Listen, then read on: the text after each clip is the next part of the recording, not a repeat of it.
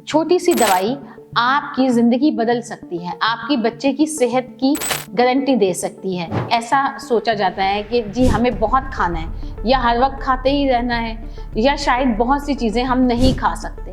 तो ऐसा नहीं है।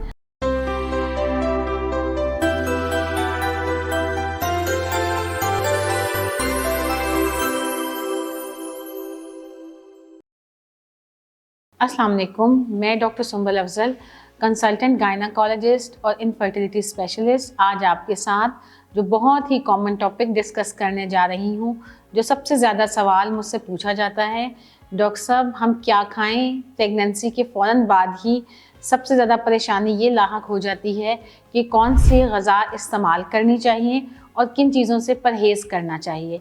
यानी कॉमन मिथ जो हमारी सोसाइटी में सबसे ज़्यादा सर्कुलेट करती हैं चीज़ें, इनमें पूछा जाता है ये डॉक्टर साहब ठंडा है, ये गर्म है, मैं ये खाऊं ये ना खाऊं, क्या चीज़ खाऊं तो मेरे बच्चे की ग्रोथ अच्छी होगी, और किन चीज़ों से परहेज़ करने से मैं मिसकैरेजेस से बच सकती हूं।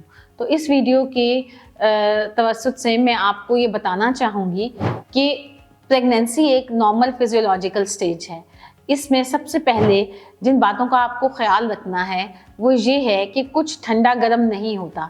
मेडिकल साइंस के मुताबिक हम पेशेंट को ये सपोर्ट करना चाहते हैं कि आप सब कुछ खाएं, थोड़े थोड़े अरसे में, मतलब शॉर्ट फ्रीक्वेंट मील्स का इस्तेमाल करें। पानी, दूध, जूसेस, फ्रूट्स, सब ग़िज़ाएं बेहतर हैं, लेकिन इन सब में लाल और हरे पत्ते वाली चीज़ें और फल जिनमें विटामिन सी ज़्यादा है, जैसे कीनू, मौसमी, गाजर, इनमें विटामिन सी बहुत ज़्यादा है। इन चीज़ों के इस्तेमाल से आपकी इम्यूनिटी बेहतर रहेगी, आप बहुत सी बीमारियों से बच सकते हैं। पानी का इस्तेमाल ज़्यादा करें ताकि आपको इन्फेक्शन से बचाया जा सके। और सबसे ज़रूरी बात यह है कि आपको इन्फेक्शन से अपने आप को बचाना है। जब भी आपको हमल होता है तो आपको ये ऐसा सोचा जाता है कि जी हमें बहुत खाना है, या हर वक्त खाते ही रहना है, या शायद बहुत सी चीज़ें हम नहीं खा सकते। तो ऐसा नहीं है। आपको 250 कैलोरीज ज़्यादा चाहिए होती हैं नॉर्मल डाइट से। उनको आप पूरा कर सकते हैं अगर आप एक ब्रेड का स्लाइस भी एडिशनल ले लें, या आप प्रोटीन डाइट लें। मतलब आपने अपनी ग़िज़ा को 3 हिस्सों में तकसीम करना है: कार्बोहाइड्रेट्स, प्रोटीन और फैट। सबसे ज़्यादा जो टॉप ऑफ द लिस्ट चीज़ें आती हैं उसमें प्रोटीन डाइट है। प्रोटीन डाइट आपकी जो ग़िज़ा है उसका 70% हिस्सा उस पर मुश्तमिल होना चाहिए। 20% कार्बोहाइड्रेट्स और 10% फैट।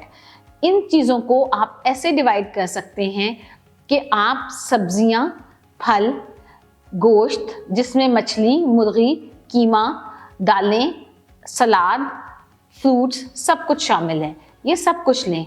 सिर्फ अगर हम अपने मरीज़ को कहते हैं, मतलब प्रेग्नेंट ख़वातीन को, मैं एक बात हर दफ़ा, एक लाजमी बात जो ज़रूरी समझती हूँ वो ये है कि बाहर की ग़िज़ा को अवॉइड करें, यानी प्रोसेस फूड।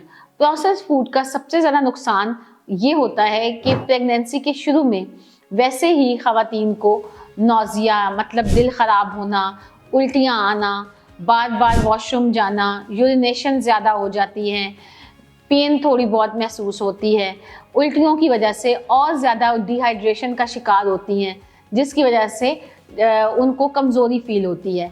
तो बाहर की ग़िज़ा को अवॉइड करना बहुत ज़रूरी है, क्योंकि चिकनाई वाली चीज़ें एक तो हज़म देर से होती हैं और दूसरा उनकी वजह से नौजिया भी होता रहता है। और सबसे ज़्यादा ज़रूरी बात कि आपको पहले 3 महीने में फॉलिक एसिड का इस्तेमाल ज़रूर करना है। मतलब अपनी इनिशियल डाइट में फॉलिक एसिड भी ऐड करें, ताकि आप डॉक्टर के पास जाने से पहले ही फॉलिक एसिड ले रही हों।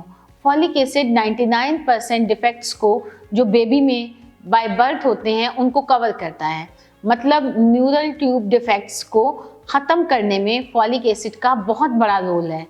छोटी सी दवाई आपकी ज़िंदगी बदल सकती है, आपकी बच्चे की सेहत की गारंटी दे सकती है। इसलिए आप 3 माह में फॉलिक एसिड ज़रूर इस्तेमाल करें। उसके बाद आप अपना फर्स्ट विज़िट जब डॉक्टर के पास जाएं तो फिर उससे उन चीज़ों पे ज़रूर अमल करें जो बहुत ही बेसिक हैं, यानी बेसलाइन टेस्ट करवाएं जिसमें blood group, CBC, urine, sugar, ताकि आपकी स्क्रीनिंग हो जाए और आपकी एक बुकिंग हो जाए अपनी डॉक्टर के साथ, ताकि आपको पता चले कि आपको कब कब विजिट करना है और क्या चीज़ों को इस्तेमाल करना है।